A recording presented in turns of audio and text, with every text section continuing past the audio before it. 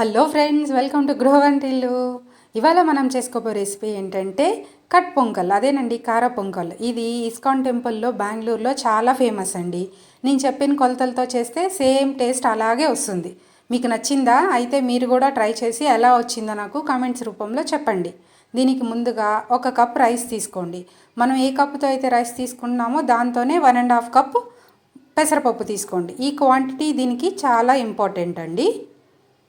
తర్వాత stove on చేసుకొని ఒక ప్యాన్ పెట్టుకొని అందులో 2 టేబుల్ స్పూన్స్ ఆయిల్ వేసుకొని 1 టేబుల్ స్పూన్ నెయ్యి వేసుకుందాం. అది బాగా వేడెక్కిన తర్వాత మిరియాలు వేసుకుందాం 1 స్పూను. అవి కొంచెం చిటపటలాడిన తర్వాత 1 స్పూన్ సోంపు వేసుకుందాం. ఇది కూడా దీనికి మంచి ఫ్లేవర్ ఇస్తుందండి ఈ సోంపు వేయడం వల్ల. తర్వాత 1 స్పూన్ జీలకర్ర. ఇది బాగా నేతిలో వేస్తే మంచి వాసన వస్తుంది. ఇవి బాగా వేగిన తర్వాత 1 స్పూన్ సన్నగా తరిగి పెట్టుకున్న అల్లం, అది కూడా నేతిలో బాగా వేపుకుందాం.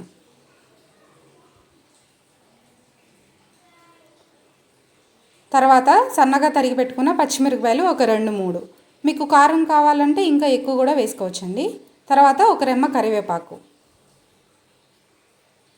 ఇది కొంచెం వేగిన తర్వాత మనం ముందుగా నానబెట్టుకున్న పెసరపప్పు.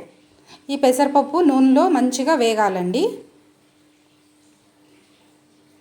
ఆ నెయ్యి స్మెల్, నూనె బాగా వేగితే మంచిగా బాగుంటుంది. చూడండి, బాగా వేపుకున్నాను పెసరపప్పుని. తర్వాత మనం ముందుగా నానబెట్టుకున్న బియ్యం, అవి కూడా ఇందులో వేసేసుకుందాం.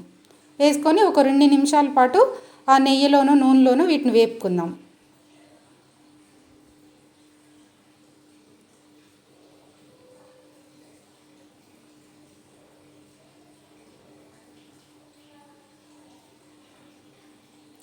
తర్వాత ఒక 1/2 టీ స్పూన్ పసుపు,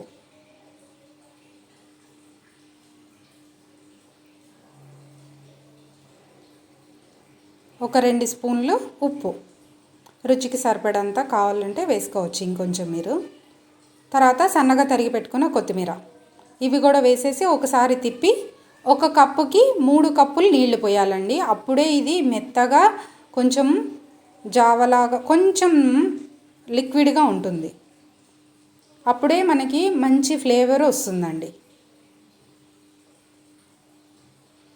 ముందుగా కాచి పెట్టుకున్నా నేను ఆ నీళ్లు పోస్తున్నాను.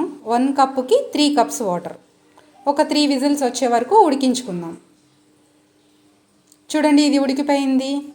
అంతేనండి, రెడీ అయిపోయింది వేడి వేడిగా ISKCON temple style cut pongal. దీన్ని ఇప్పుడు సర్వింగ్ బౌల్లోకి తీసేసుకుందాం. ఈ రెసిపీ కనుక మీకు నచ్చినట్లయితే లైక్ చేయండి, షేర్ చేయండి, సబ్స్క్రైబ్ చేసుకోండి.